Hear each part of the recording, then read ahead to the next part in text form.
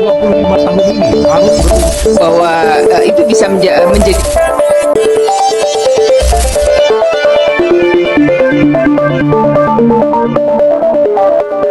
revenge porn, sebuah mimpi buruk yang tak terbayangkan bagi semua orang.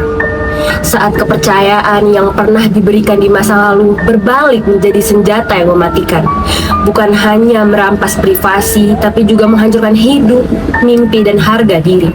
Tidak ada yang tahu kalau revenge porn bisa saja melanda dirimu atau orang-orang di sekitarmu. Banyaknya kisah mengenai revenge porn dan juga stigma buruk terhadap korban membuat kami dari kelompok 7 tergugah untuk mengangkat mengenai isu revenge porn. Halo semuanya, jadi kalian udah tahu nggak sih sebenarnya apa itu revenge porn? Mungkin masih kurang familiar ya dengan istilah ini. Tapi sebenarnya revenge porn itu kasusnya banyak dan dampaknya juga luar biasa loh. Jadi, revenge porn itu adalah sebuah istilah yang mengacu pada tindakan menyebarkan foto maupun video intim seseorang tanpa persetujuan mereka, seringkali dengan tujuan membalas dendam atau mempermalukan korban. Perilaku ini bukan hanya tidak bermoral, tapi selain itu juga ilegal, dan dampaknya bisa sangat menghancurkan bagi korban.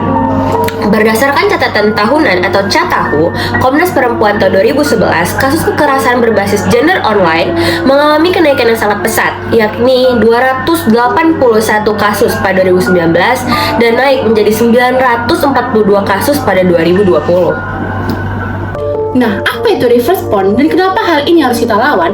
Itu kita mulai dari kasus Rebecca Klopper, di mana kasus ini yang melibatkan Rebecca yang bermula pada Mei tahun 2023 ketika video asusilanya yang berdurasi 47 detik itu diduga memperlihatkan dirinya viral di media sosial. Rebecca melaporkan kalau video tersebut ke pihak kepolisian dengan tuduhan pelanggaran Undang-Undang ITE. Menurut kuasa hukumnya, video tersebut diduga sebagai bentuk reverse porn atau penyebaran konten intim tanpa adanya persetujuan. Selain itu, Rebecca sempat menjadi korban pemerasan terkait video tersebut pada tahun 2022 dan juga membayar hingga 30 juta kepada pelakunya. Kasus tersebut tidak hanya dialami oleh Rebecca saja teman-teman, melainkan banyak perempuan di Indonesia, terutama sejumlah remaja yang pernah mengalami kekerasan seksual yang berbasis gender online ini atau yang disingkat dengan KBGO. Kemudian Komnas Perempuan juga ada merilis catatan tahunan pada tahun 2023 yang mencatat sebanyak 457.000 kasus kekerasan yang dialami oleh perempuan pada tahun 2022. Kekerasan berbasis gender tersebut dalam ranah personal menempati angka tertinggi, yakni 99% kasusnya yang terjadi. Bentuk kekerasan dalam ranah personal ini ditempati oleh kekerasan psikis sebanyak 40% yang meliputi ancaman, peretasan, penyebaran foto, pemalsuan akun media sosial, dan penyalahgunaan data pribadi.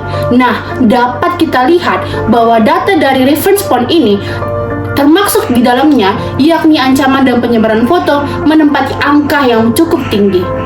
Nah, selain daripada kasus Rebecca Klopper, dampak revenge porn bahkan bisa hingga merebut nyawa. Kalian pasti udah tahu kan kasus bunuh diri aktris Korea yakni Go Hara dan juga Suli yang diancam oleh mantan pacarnya hingga menyebabkan ia depresi dan bunuh diri.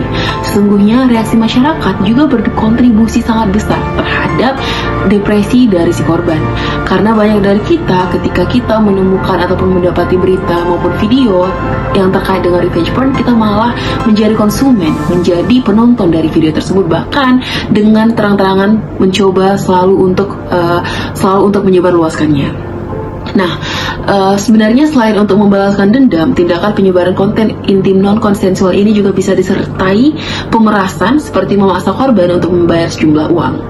Nah, revenge porn atau tindak KGBO tentu berdampak serius terhadap kesehatan mental si korban, sebab bisa menimbulkan masalah berupa yang pertama itu adalah rasa malu dan bersalah yang intens. Korban itu cenderung merasa bahwa dirinya itu tidak berharga lagi karena memang seluruh video intimnya itu tersebar dan bisa dinikmati oleh semua orang.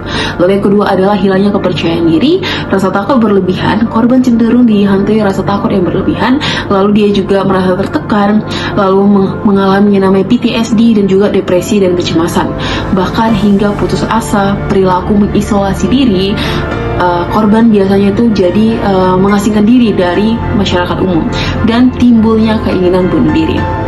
Selain daripada dampak psikologis tersebut, korban juga berisiko mengalami kesulitan di dalam kehidupan sosial. Korban revenge porn lebih mungkin mengalami intimidasi di tempat kerja bila rekan kerja atau atasan mereka menemukan video atau gambar tersebut. Jadi dampaknya itu bahkan bisa ke tempat kerja. Dia jadinya dijauhi maupun dia kehilangan pekerjaannya. Hal ini tentu membuat korban berisiko untuk kesulitan bekerja di tempat baru karena reputasi dirinya yang rusak. Padahal video tersebut biasanya cenderung diambil tanpa persetujuan atau misalnya keadaan si korban itu sedang tidak sadarkan diri. Tidak hanya itu, korban juga lebih berisiko mengalami pelecehan di dunia nyata karena orang-orang beranggapan bahwa dia itu sudah tidak berharga lagi. Jadi kita bebaslah untuk melakukan hal-hal yang tidak senonoh padanya. Padahal itu sangat-sangat salah gitu. Atau korban juga bisa memiliki trust issue untuk menjalin hubungan romantis pada kemudian hari karena biasanya revenge porn ini itu kan dilakukan oleh mantan pasangan yang dia merasa keberatan gitu akan sesuatu, sehingga ketika korban mencoba untuk menjalin hubungan baru dia sudah trust issue, dia takut bahwa hal serupa akan terjadi pada dirinya. Lalu bagaimana sebenarnya negara kita, Indonesia, dalam menanggulangi revenge porn? Indonesia memiliki seperangkat undang-undang yang bisa kita gunakan dalam menangani revenge porn sebagai bagian dari kekerasan berbasis gender online. Berikut adalah beberapa undang-undang di Indonesia yang relevan dengan revenge porn. Pertama, Undang-Undang Nomor 44 Tahun 2008 tentang pornografi, tepatnya Pasal 4 Ayat 1 yang melarang tindakan untuk menyebarluaskan konten pornografi secara eksplisit. Pelaku penyebaran revenge porn dapat dikenakan pidana penjara paling singkat 6 bulan dan paling lama 12 tahun, atau denda minimal 250 juta rupiah dan maksimal 6 miliar rupiah.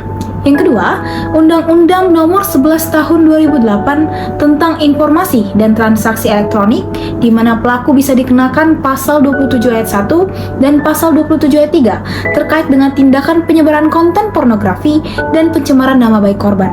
Hukuman yang dapat dikenakan kepada pelaku berupa pidana penjara, paling lama 6 tahun atau denda paling banyak 1 miliar rupiah.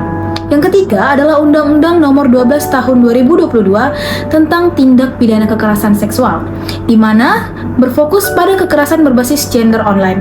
Lebih jelasnya diatur melalui Pasal 14 Ayat 1, pelaku yang mengambil konten seksual dan menyebarkan tanpa persetujuan dapat dikenakan pidana penjara paling lama 4 tahun dan denda paling banyak 200 juta rupiah.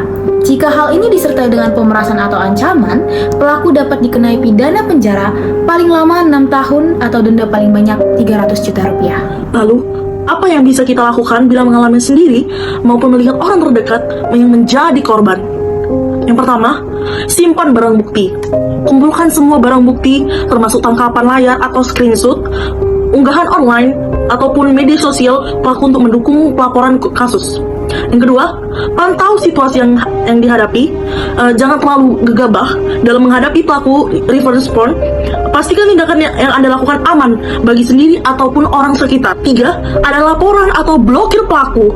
Secara daring, korban revenge porn dapat melaporkan atau report yang memblokir atau blok pelaku atau akun-akun yang meresahkan ataupun mengintimidasi.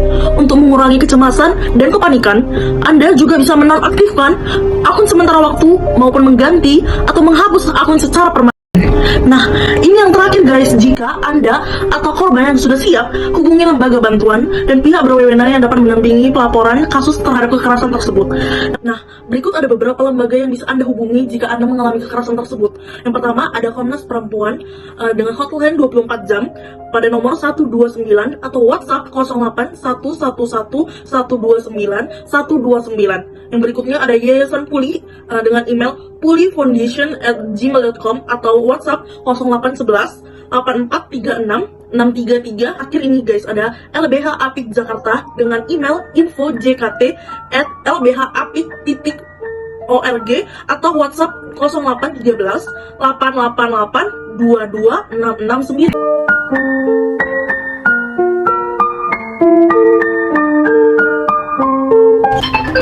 Naomi.